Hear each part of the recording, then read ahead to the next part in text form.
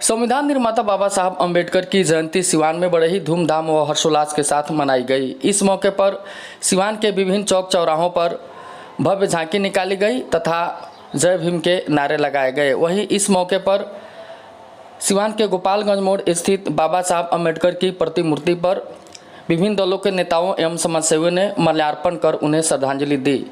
इस मौके पर एनडीए प्रत्याशी विजयलक्ष्मी कुशवाहा तथा जनता दल यूनाइटेड के जिलाध्यक्ष चंद्रकेतु सिंह, कोऑपरेटिव बैंक के चेयरमैन मनोज कुमार सिंह सहित विभिन्न दलों के नेताओं व समाजसेवियों ने बाबा साहब अम्बेडकर की मूर्ति पर माल्यार्पण कर उन्हें श्रद्धांजलि दी तथा उनके बताए हुए मार्ग पर चलने का आह्वान किया। तो आइए देखते हैं किस प्रकार से की गई बाबा साहब अम्बेडकर के मूर्ति पर माल्यार्पण तथा क्या कुछ कहा सिवान के विभिन्न दलों के नेताओं व समाजसेवियों ने।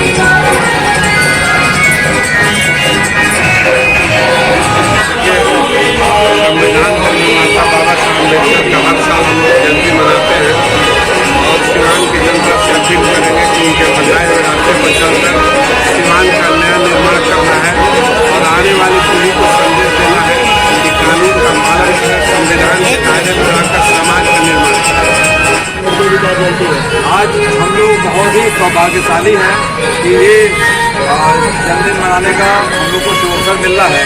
बाबा साहब एक बुजुर्ग राष्ट्रवादी थे। बाबा साहब एक हिंदुत्व के रक्षक थे। उनकी जीवनी आप पढ़ेंगे और एक राजनीतिक शिष्टता के पर्याय थे। कुछ घटनाएं ऐसी हैं कि एक बार उनके लड़के यशवंत जी ने दो उद्योगपतियों के साथ उनके काबले पे गए और बोले कि कुछ कार्य कराना चाहते थे। उस पर बाबा साहब ने उनको डांटते हुए बाहर भगाया। उन्होंने कहा कि देखिए, मैं तुम्हारा बेटा घर में होऊंगा, लेकिन यहाँ मैं एक कानून मंत्री हूँ। यह आपको जान के आश्चर्य होगा कि बाबा साहब के 4 बेटे और 1 बेटी, जिसमें से केवल इकलौता ही बचा था, बाकी शुरुआत में ही उनकी मौत हो गई थी। अकेला बेटा और जो इस तरह से मांग करे उसको उन्होंने राजहित में और राजनीतिक शिष्टाचार से उसको ठुकरा दिया था, उसको डांट लगाई थी। ऐसे महान व्यक्ति थे और हिंदू धर्म के तो रक्षक थे। वो बोलते थे कि मैं भले ही बौद्ध धर्म में आके, बौद्ध जो संस्कृति में आके, मैं हिंदुओं पे एक वाच रखूँगा, नज़र रखूँगा और जो हिंदू को सही रास्ता दिखाने का मैं एक कार्य करूँगा। तो एक घर में ही रह के और घर के परिवार के दूसरे अंग को एक रास्ता दिखाने का उन्होंने कार्य किया था। साथ में अंतर्राष्ट्रीय उनकी नीतियाँ भी बहुत अच्छी थी। जब सुएज कैनल के ऐसा लग रहा था कि सुएज कैनल पे मिस्र का आधिपत्य होगा, भले ही नेहरू जी उसके मुस्लिम तुष्टिकरण के हिसाब से वो चाहते थे मिस्र के राष्ट्रपति को सहयोग करना वहाँ पे, लेकिन बाबा साहब ने उस पर आपत्ति की। धारा 370 पे भी उन्होंने आपत्ति की थी और एक कानून पे जो उन्होंने अपनी वकालत की थी, और वो हमेशा चाहते थे कि हमारा राष्ट्रवाद अभियान, भारत का अभियान राष्ट्रवादी अभियान रहे। ये इसी के प्रति वो समर्पित है। जब 14 अप्रैल का दिन आता है तो हम लोग के लिए बड़ी उत्साह का दिन रहता है, पूरे हिंदुस्तान वासियों के लिए, क्योंकि संविधान के निर्माता जो हमारे बाबा साहब हैं, उनका आज ही के दिन जन्म हुआ था, इसलिए आज अभी मनाया जाता है। सबसे बड़ी चीज़ है कि उन्होंने पूरे हिंदुस्तान और हिंदुस्तान वासियों को एक धागे में पिरो करके एक संविधान के अंतर्गत हम लोगों को एकत्रित करने का निर्णय किया और एकत्रित किया, और आज तक हम लोग को एकत्रित हैं। बस सिर्फ आज के चंद चाटुकार लोग या जयचंद वाले कहे जाने वाले लोग हम लोग को टुकड़ों टुकड़ों में तोड़ने की कोशिश कर रहे हैं। बाबा साहब की ये मुहिम नहीं थी, ये सपना नहीं था। बाबा साहब का सपना था कि पूरा हिंदुस्तान और हिंदुस्तानी एक होगा, मेरा देश महान भी होगा और अखंड भी होगा। श्रद्धासुमन अर्पित बाबा साहब के दिए गए संदेश को हम घर घर तक पहुंचाने का काम करेंगे।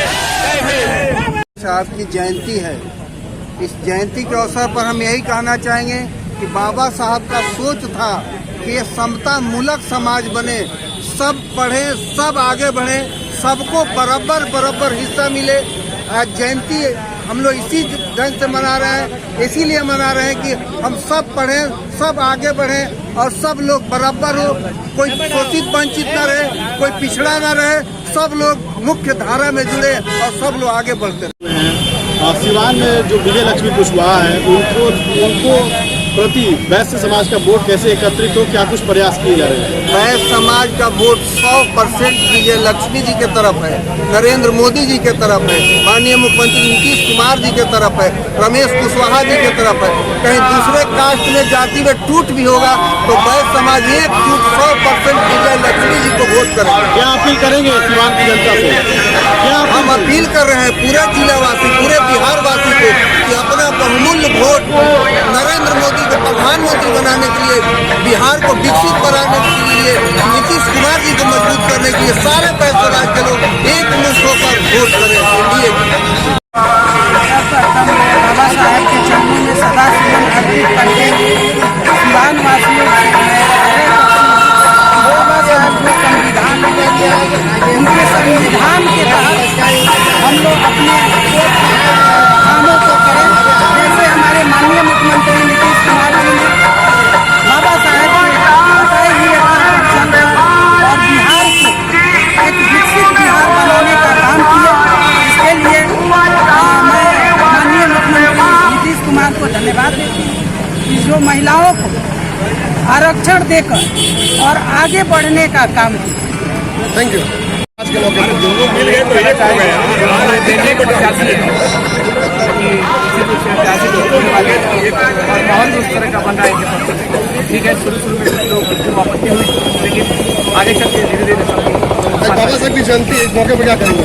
बाबा साहब की जयंती में सबसे पहले उनको श्रद्धासुमन अर्पित करेंगे और उनको नमन करेंगे और उनके जो बताए हुए रास्ते हैं उन पर सभी लोग से आग्रह करेंगे कि चलें और सभी लोग और खास करके जो पिछड़े तबके के हैं, जो आखिरी पायदान पे खड़े लोग हैं, उनके बारे में भी सोचा जाए, उनको भी आगे बढ़ाने का प्रयास किया जाए।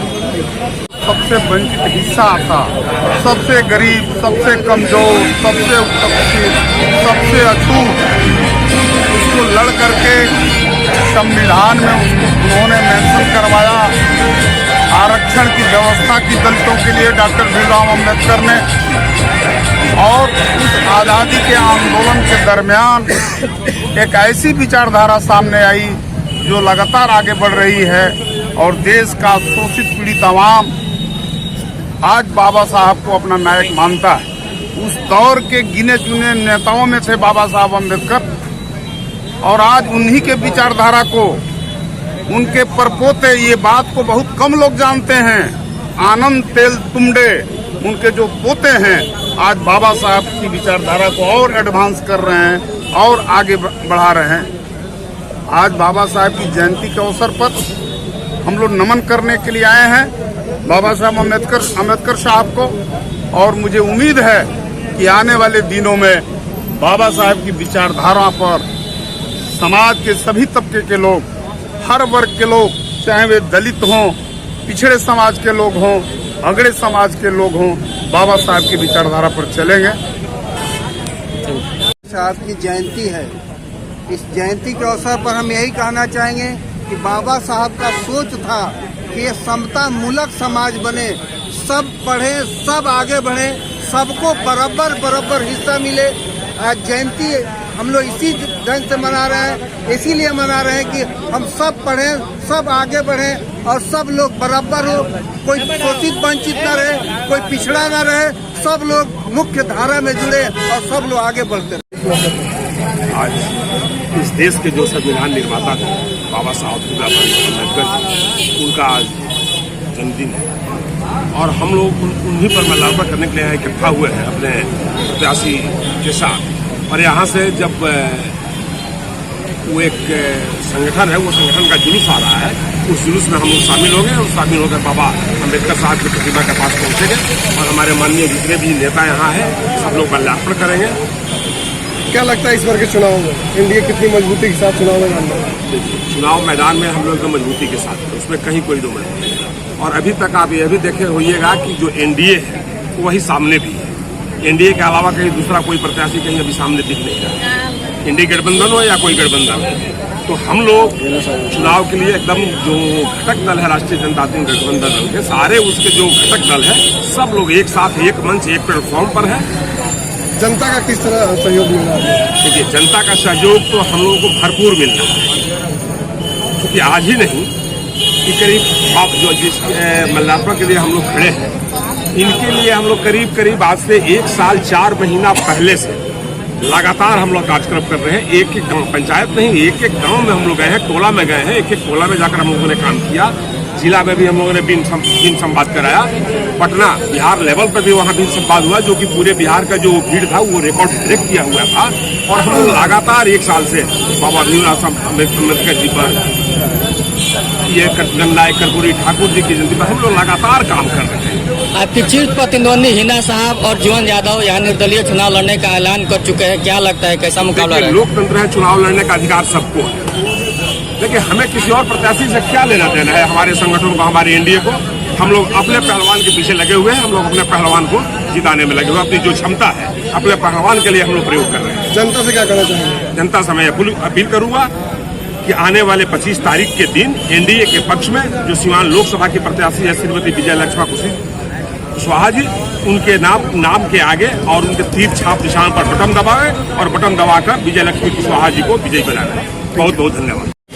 आज बाबा साहब भीमराव अम्बेडकर जी के जो हमारे संविधान निर्माता थे, उनका आज 14 अप्रैल को जयंती है। आज इस शुभ अवसर पे हम सारे एनडीए के प्रत्याशी विजय लक्ष्मी जी के साथ और हमारे मित्र के साथ जाएंगे और यात्रा में आज बाबा साहब ने सपना देखा था देश में सर्व समाज, चाहे नारी हो, पुरुष हो, सभी लोग को संविधान लिखा, समान अधिकार दिखाया। आज हम उनका कोटि कोटि नमन करते हैं और हम सारे एनडीए के लोग मिल करके जो माननीय नरेंद्र मोदी जी, नीतीश कुमार, चिराग पासवान जी का विजन है, उपेंद्र कुशवाहा जी हैं, जीतन राम मांझी जी हैं, सभी एकत्रित हुए हैं आज माल्यार्पण कर उनको श्रद्धांजलि। Thank you. आज बाबा साहब की जयंती पर सबसे पहले मैंने भारतीय जनता पार्टी की तरफ से उनके श्रद्धा सुमन अर्पित करते हैं। और बाबा साहब जितना गरीबी में पढ़े, उनसे युवा नौजवानों को सीख लेने की जरूरत है कि भारत के संविधान निर्माता ने जो काम करके गए हैं उससे सीख लेने की जरूरत है। राष्ट्रीय जनतांत्रिक गठबंधन की प्रत्याशी जिस दिन से घोषणा हुआ, उस दिन से सारे एनडीए के कार्यकर्ता एड़ी चोटी एक लगा दिए हैं और आने वाले 25 तारीख को सबसे पहले मतदान करें और 4 जून को ऐतिहासिक जीत होगी सीवान में, जो एक रिकॉर्ड साबित